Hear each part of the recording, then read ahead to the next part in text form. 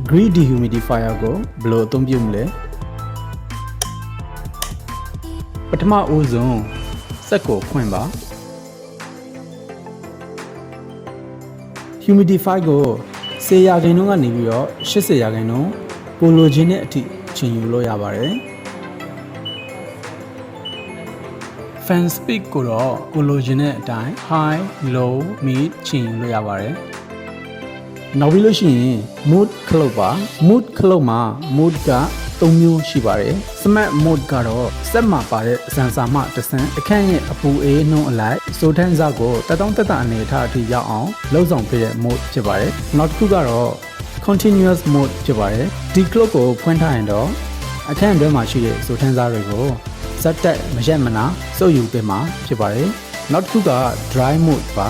dry mode ကိုတော့အဝတ်60ဖို့အတွက်အသုံးပြုလို့ရပါတယ်အဝတ်တွေ6သွားပြီးလို့ရှိရင်လေအခန့်အတွင်းမှာရှိတဲ့စိုးထန်းစားတွေကို6တွေ့အောင်လှုပ်ဆောင်ပေးပါတယ် dry mode မှာကတော့ fan speed နဲ့ humidify ကို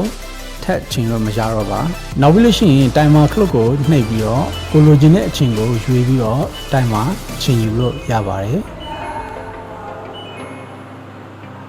နောက်ပြီးရင် water flow indicator ကတော့အနောက်မှာရှိတဲ့ရေတံကီမှာရေပြည့်နေတဲ့အကြောင်းကိုအချက်ပြတာဖြစ်ပြီးတော့ filter clean indicator ကတော့အထင်းမှာရှိတဲ့ filter ကိုဆေးဖို့လိုအပ်တာလေးတွေကိုအချက်ပြတာပဲဖြစ်ပါတယ်ခင်ဗျာ